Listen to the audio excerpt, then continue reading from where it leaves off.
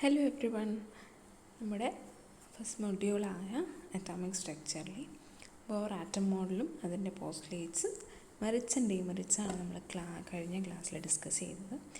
നമ്മുടെ അടുത്ത സെഷനായ ഡ്യുവൽ ബിഹേവിയർ ഓഫ് നേച്ചറും ഹൈസൻബർഗ് അൺസർട്ടനിറ്റി പ്രിൻസിപ്പിളിനെ പറ്റിയാണ് നമ്മൾ സംസാരിക്കുന്നത്.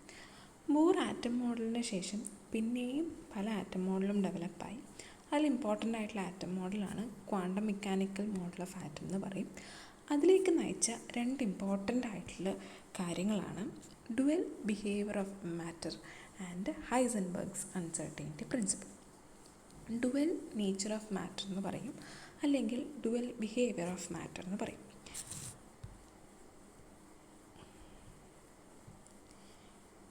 ഡി ബ്രോഗ്ലി എന്ന സയൻറ്റിസ്റ്റിൻ്റെ പേരിലാണ് ഡ്യുവൽ ബിഹേവിയർ ഓഫ് മാറ്റർ അറിയപ്പെടുന്നത്. പേര് പോലെ തന്നെ ഡ്യുവൽ നേച്ചർ അല്ലെ ഡ്യുവൽ ബിഹേവിയർ എന്ന് പറഞ്ഞു കഴിഞ്ഞാൽ മാറ്ററിന് രണ്ട് തരം സ്വഭാവമുണ്ടെന്നാണ് ഡി ബ്രോഗ്ലി പ്രപ്പോസ് ചെയ്തത്. അതായത് ഇലക്ട്രോൺ പോലെയുള്ള ഒരു particle can show both particle nature and wave nature. Particle എന്ന് പറഞ്ഞാൽ കണികയാണ്, വേവ് എന്ന് പറഞ്ഞാൽ തരംഗമാണ്. അപ്പം ഡി ബ്രോഗ്ലി പറയുണ്ടായി ഇലക്ട്രോൺ പോലെയുള്ള പാർട്ടിക്കിൾസിന് രണ്ട് തരം സ്വഭാവങ്ങൾ കാണിക്കാമെന്നും, ഒന്ന് കണികയുടെ സ്വഭാവവും രണ്ട് തരംഗത്തിൻ്റെ സ്വഭാവവും കാണിക്കാമെന്ന് അദ്ദേഹം പറഞ്ഞു. ഇതിനെയാണ് ഡ്യുവൽ നേച്ചർ ഓഫ് മാറ്റർ എന്ന് പറയുന്നത്. ഇത് കൊണ്ടുവന്ന സയൻറ്റിസ്റ്റാണ് ഡി ബ്രോഗ്ലി എന്ന് പറയുന്നത്. അങ്ങനെ തരംഗ സ്വഭാവം കാണിക്കാൻ പറ്റുന്ന വേവിനെ അല്ലെ പാർട്ടിക്കിളിനെ കണികകളെ നമ്മൾ മാറ്റർ വേവ് അല്ലെങ്കിൽ ഡി ബ്രോഗ്ലി വേവ് എന്ന് പറയും. The wave associated with a particle is called a matter wave. തരംഗം, അതായത് ഒരു കണിക കാണിക്കുന്ന തരംഗത്തെ നമ്മൾ മാറ്റർ വേവ് എന്നോ അല്ലെങ്കിൽ ഡി ബ്രോഗ്ലി വേവ് എന്നോ വിളിക്കേണ്ടായി അദ്ദേഹം. എന്നിട്ടൊരു ഇമ്പോർട്ടൻ്റ് ആയിട്ടുള്ള ഇക്വേഷനും കൂടി പറഞ്ഞു തന്നു. Lambda equal to H divided by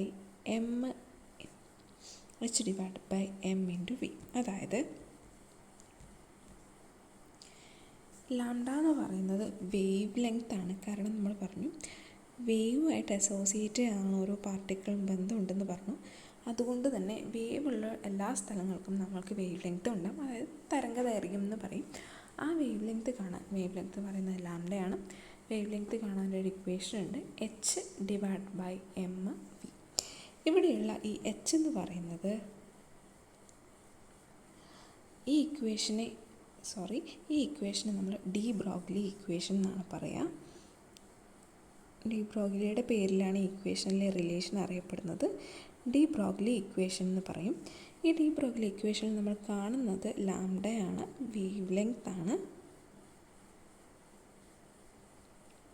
equal to h by m v. H എന്ന് പറയുന്ന ഒരു കോൺസ്റ്റൻ്റ് ആയിട്ടുള്ള വാല്യൂ ആണ്. H is called Planck's constant എന്നാണ് അതിൻ്റെ പേര്. And it has a constant value 6.626 into 10⁻⁻34 ആണ് പ്ലാങ്ക്സ് കോൺസ്റ്റൻ്റിൻ്റെ വാല്യൂ. അപ്പോൾ നമ്മൾ പ്രോബ്ലം ഒക്കെ ചെയ്യുന്ന സമയത്ത് ഈ എച്ച് 6.626 ഇൻറ്റു 10⁻⁻34 എന്ന് പറഞ്ഞ വാല്യൂ ഫിക്സ്ഡ് ആയിരിക്കും. അങ്ങനെയാണ് നമ്മൾ എടുക്കുക. ചിലപ്പോൾ ക്വസ്റ്റ്യനിൽ തന്നെ നമുക്ക് ഗിവൺ ആയിരിക്കും, അല്ലെങ്കിൽ നമ്മൾ ഓർത്ത് വെക്കേണ്ട ആവശ്യമുണ്ട്. ഇക്വേഷനിൽ എം എന്ന് പറയുന്നത് പാർട്ടിക്കിളിൻ്റെ മാസ് ആണ്. ഇക്വേഷനിൽ വി എന്ന് പറയുന്നത് പാർട്ടിക്കിളിൻ്റെ വെലോസിറ്റിയാണ്. നമുക്ക് ഈ ഇക്വേഷന് റീഅറേഞ്ച് ചെയ്യാം. കാരണം മാസ് ഇൻറ്റു വെലോസിറ്റി എന്ന് പറയുന്ന ഒരു പുതിയ ടേമാണ് which is represented as P. പീനെ നമ്മൾ മൊമെൻറ്റം എന്ന് പറയും. അപ്പോൾ ഫിസിക്സിൽ നമ്മൾ പഠിച്ചിട്ടുണ്ട് മാസ് ഇൻറ്റു വെലോസിറ്റി ചെയ്യുമ്പോൾ നമുക്ക് കിട്ടുന്ന ടേമാണ് മൊമെൻറ്റം എന്ന് പറയുന്നത്. അപ്പോൾ നമ്മൾ ആ ഇക്വേഷന് എം ഇൻറ്റു വിക്ക് പകരം പി ആയിട്ടും റെപ്രസെൻറ്റ് ചെയ്യാം. So according to de Broglie equation wavelength lambda equal to H divided by M into V or equal to H divided by M into വിക്ക് പകരം നമ്മൾ മൊമെൻറ്റം മാസിൻ്റെ വെലോസിറ്റി എന്ന് പറഞ്ഞാൽ മൊമെൻറ്റമാണ്. അതിന് മൊമെൻറ്റം റെപ്രസെൻറ്റ് ചെയ്യുന്നത് പി എന്നൊരു ആൽഫബറ്റ് വെച്ചിട്ടാണ്. So H by P, H divided by P എന്നുകൂടെ ആ ഇക്വേഷൻ നമുക്ക് റീഅറേഞ്ച് ചെയ്ത് എഴുതാൻ പറ്റും. സോ ഡി ബ്രോഗ്ലി പ്രപ്പോസ് ചെയ്താണ് ഡ്യുവൽ ബിഹേവിയർ അല്ലെങ്കിൽ ഡ്യുവൽ നേച്ചർ ഓഫ് മാറ്റർ. അതിൻ്റെ ഇക്വേഷൻ അതായത് ബോത്ത് പാർട്ടിക്കിൾ സ്വഭാവവും കാണിക്കും, വേവിൻ്റെ സ്വഭാവവും കാണിക്കുമെന്ന് പറഞ്ഞു. വേവിൻ്റെ സ്വഭാവം കാണിക്കുന്നത് കൊണ്ട് തന്നെ നമുക്ക് അവിടെ ഒരു വേവ് ലെങ്ത് കാൽക്കുലേറ്റ് ചെയ്യുന്നുണ്ടാവും. Lambda equal to h/mv or lambda equal to h/p എന്ന് പറയും. ഡി ബ്രോഗ്ലിയുടെ ഈ പ്രപ്പോസലിന് ശേഷം വന്ന വേറൊരു ഇമ്പോർട്ടൻ്റ് ആയിട്ടുള്ള പ്രപ്പോസലാണ് ഹൈസൻബർഗിൻ്റെ uncertainty principle. Heisenberg's uncertainty principle. Heisenberg പറഞ്ഞ എന്താണെന്ന് വെച്ചാൽ, it is impossible to measure simultaneously the position and momentum of more small particle with absolute accuracy. ഇവിടെയുള്ള ഇമ്പോർട്ടൻ്റ് ആയിട്ടുള്ള ടേംസ് എന്ന് പറയുന്നത് സൈമൾട്ടേനിയസ്ലി ആണ്, പൊസിഷൻ ആൻഡ് മൊമെൻറ്റം. ഹൈസൻബർഗ് പറയുന്നുണ്ടായി, സൈമൾട്ടേനിയസ്ലി എന്ന് പറഞ്ഞാൽ അറ്റ് ദ സെയിം ടൈം, ഒരേ സമയത്ത് ഇലക്ട്രോൺ പോലെയുള്ളൊരു പാർട്ടിക്കിളിൻ്റെ എക്സാക്റ്റ് ആയിട്ടുള്ള പൊസിഷനും എക്സാക്റ്റ് ആയിട്ടുള്ള മൊമെൻറ്റവും, കൃത്യമായിട്ടുള്ള പൊസിഷനും കൃത്യമായിട്ടുള്ള മൊമെൻറ്റവും നമുക്ക് ഒരേ സമയത്ത് പറയാൻ പറ്റില്ല, അല്ലെങ്കിൽ ഒരേ സമയത്ത് കണ്ടുപിടിക്കാൻ പറ്റില്ല എന്നാണ് ഹൈസൻബർഗിൻ്റെ സ്റ്റേറ്റ്മെൻറ്റ് പറയുന്നത്. അൺസർട്ടൈനിറ്റി പ്രിൻസിപ്പിൾ പറയുന്നത് കൃത്യതയോടെ പൊസിഷനും മൊമെൻറ്റവും ഒരേ സമയത്ത്, അതിനെയാണ് നമ്മൾ സൈമിൾട്ടേനിയസ്ലീന്ന് യൂസ് ചെയ്തത്, ഒരേ സമയത്ത് നമുക്ക് കൃത്യതയോടെ കണ്ടുപിടിക്കാൻ സാധിക്കില്ല. ഇതിനും ഹൈസൻബർഗ് ഒരു ഇക്വേഷൻ പ്രൊവൈഡ് ചെയ്തിട്ടുണ്ട്. Delta x into delta p greater than or equal to h/4π എന്ന് പറയും. നമ്മൾ പറഞ്ഞു പൊസിഷനും പറ്റില്ല മൊമെൻറ്റവും കണ്ടുപിടിക്കാൻ പറ്റില്ല എന്ന് പറഞ്ഞു. അപ്പോൾ ഇത് രണ്ടുമാണ് ഇക്വേഷനിൽ ഇൻക്ലൂഡ് ചെയ്തിട്ടുള്ളത്.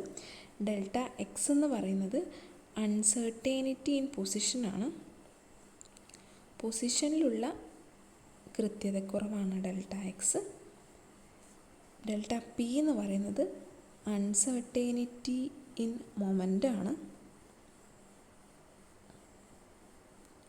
മൊമെൻറ്റത്തിലുള്ള കൃത്യതക്കുറവ്.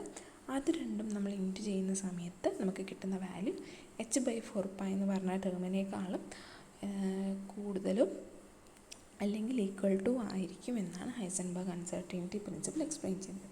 സോ ഹൈസൻബർഗ് അൺസർട്ടൈനിറ്റി പ്രിൻസിപ്പിളിൻ്റെ മാത്തമാറ്റിക്കൽ സ്റ്റേറ്റ്മെൻറ്റ്, മാത്തമാറ്റിക്കലി അതെങ്ങനെയാണ് റെപ്രസെൻറ്റ് ചെയ്യുന്നതെന്ന് ചോദിച്ചാലും നമുക്ക് ഹൈസൻബർഗിൻ്റെ ഇക്വേഷൻ തന്നെ എഴുതാൻ പറ്റും. സോ ഹൈസൻബർഗ് പറഞ്ഞു എക്സാക്റ്റ് ആയിട്ടുള്ള പൊസിഷനോ എക്സാക്റ്റ് ആയിട്ടുള്ള മൊമെൻറ്റവും സെയിം ടൈമിൽ കൃത്യമായിട്ട് നമുക്ക് കണ്ടുപിടിക്കാൻ പറ്റില്ല എന്നുള്ളത്. Delta x into delta P, നമ്മൾ ഡെൽറ്റ പൊതുവെ റെപ്രസെൻറ്റ് ചെയ്യുക ചേഞ്ച് കാണിക്കാനാണ്, അല്ലെങ്കിൽ നമുക്ക് ഷുവർ അല്ലാത്ത കാര്യങ്ങൾ റെപ്രസെൻറ്റ് ചെയ്യാൻ വേണ്ടിയിട്ടാണ് നമ്മൾ ഡെൽറ്റ റെപ്രസെൻറ്റ് ചെയ്യുക. അപ്പോൾ delta x into delta p greater than or equal to h/4π ആണ് ഇക്വേഷൻ. ഈ നമ്മൾ നേരത്തെ കണ്ട ഡി ബ്രോഗ്ലി ഇക്വേഷനും ഇപ്പോഴുള്ള ഹൈസൻബർഗിൻ്റെ രണ്ട് ഇക്വേഷനും കൂടി ചേർത്ത് പ്രോബ്ലംസ് ചോദിക്കാറുണ്ട്. അപ്പോൾ ഇക്വേഷൻസ് ഇമ്പോർട്ടൻ്റ് ആയിട്ട് ഓർത്ത് വെക്കുക, അതിലെ ഓരോ ടേംസും ഓർത്ത് വെക്കുന്നത് ഇമ്പോർട്ടൻ്റ് ആയിരിക്കും. ഇനി ഈ ഇക്വേഷനിലും നമ്മുടെ എച്ച് ഉണ്ട്. ഒബ്വിയസ്ലി എച്ച് നമ്മുടെ നേരത്തെ പറഞ്ഞ എച്ച് തന്നെയാണ്. പ്ലാങ്ക്സ് കോൺസ്റ്റൻറ്റ് 6.626 ഇൻറ്റു 10⁻³ തന്നെയാണ് വാല്യൂ. അപ്പോൾ ഹൈസൻബർഗിൻ്റെ തിയറി പ്രകാരം ഒരു ഇലക്ട്രോണിൻ്റെ എക്സാക്റ്റ് ആയിട്ടുള്ള പൊസിഷനും എക്സാക്റ്റ് ആയ ഇലക്ട്രോൺ എവിടെയാണെന്നോ അല്ലെങ്കിൽ അത് ഏത് സ്പീഡോടെ ഏത് വെലോസിറ്റിയോടെയാണ് മൂവ് ചെയ്തുകൊണ്ടിരുന്നതെന്നും നമുക്കൊന്നും പറയാൻ പറ്റില്ല എന്ന് പറഞ്ഞു. ഇതിൽ നിന്നും ഡെവലപ്പ് ചെയ്ത് വന്നൊരു പുതിയ കൺസെപ്റ്റാണ് ഓർബിറ്റ് എന്ന് പറയുന്നത്. അപ്പോൾ എക്സാക്റ്റ് ആയിട്ടുള്ള പൊസിഷൻ നമുക്ക് പറയാൻ സാധിക്കില്ല, പകരം കാണപ്പെടാൻ സാധ്യതയുള്ള പ്രോബബിലിറ്റി ഉള്ള സ്ഥലം നമുക്ക് പറയാൻ പറ്റും. അങ്ങനെയുള്ള സ്ഥലങ്ങളെയാണ് നമ്മൾ ഓർബിറ്റൽ എന്ന് വിളിക്കുന്നത്. So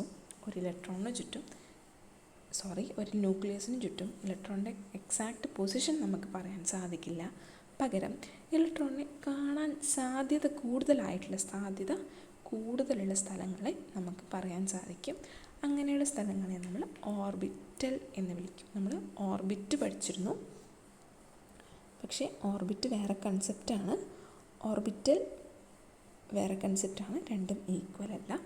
so orbital is a three-dimensional space around the nucleus where the probability of finding the electron is maximum. ഒരു ഇലക്ട്രോണിനെ കാണാൻ ഏറ്റവും കൂടുതൽ പ്രോബബിലിറ്റി ഉള്ള ന്യൂക്ലിയസിന് ചുറ്റുമുള്ള 3-dimensional സ്പേസിനെയാണ് നമ്മൾ ഓർബിറ്റൽ എന്ന് വിളിച്ചത്. കൃത്യമായിട്ട് പറയാൻ പറ്റില്ല, പക്ഷെ കാണാൻ സാധ്യതയുള്ള സ്ഥലങ്ങളിൽ പറയാൻ പറ്റും. അവയാണ് ഓർബിറ്റൽ എന്ന് വിളിക്കുന്നത്. ഓർബിറ്റലിൽ ഡിഫറെൻറ്റ് ടൈപ്സ് ഓഫ് ഓർബിറ്റൽസ് ഉണ്ട്. ഇവിടെ ജസ്റ്റ് മനസ്സിലാക്കാൻ വേണ്ടി ഡിഫറെൻറ്റ് ടൈപ്സ് ഓഫ് ഓർബിറ്റൽസ് ഞാൻ കൊടുത്തിട്ടുണ്ട്. എസ് ഓർബിറ്റൽ ഉണ്ട് സർക്കുലർ ഷേപ്പിൽ, പി ഓർബിറ്റൽ ഉണ്ട് ഡംബൽ ഷേപ്പിൽ, ഡി ഓർബിറ്റൽ ഉണ്ട് ഡബിൾ ഡംബൽ ഷേപ്പിൽ, ഇനി എഫ് ഓർബിറ്റൽസ് ഉണ്ട് കുറച്ചും കൂടി ഡിഫ്യൂസ്ഡ് ഷേപ്സ് ഒക്കെയാണ്. അപ്പം ഓർബിറ്റൽ എന്താണെന്നും ഡിഫറെൻറ്റ് ടൈപ്സ് ഓഫ് ഓർബിറ്റൽ ഉണ്ടെന്നും ഈ ഡിഫറെൻറ്റ് ടൈപ്സ് ഓഫ് ഓർബിറ്റൽസിന് ഡിഫറെൻറ്റ് ഷേപ്സ് ആണെന്നും കൂടെ ഓർത്ത് വെക്കുക. സോ ഡി ബ്രോഗ്ലിയുടെ കൺസെപ്റ്റ് പറഞ്ഞു, ഹൈസൻബർഗിൻ്റെ കൺസെപ്റ്റ് പറഞ്ഞു. രണ്ടിനെയും സ്റ്റേറ്റ്മെൻറ്റും ഇക്വേഷൻസും ഇമ്പോർട്ടൻ്റ് ആണ്. ഹൈസൻബർഗിൻ്റെ കോൺസെപ്റ്റിൽ നിന്നാണ് ഓർബിറ്റൽ എന്നുള്ള കൺസെപ്റ്റ് വരുന്നത്. Space around the nucleus where there is maximum probability of finding an electron. അപ്പോൾ ഇത്രയും കാര്യങ്ങളാണ് നമ്മൾ ഇന്ന് ഡിസ്കസ് ചെയ്തത്. So until we meet again, thank you.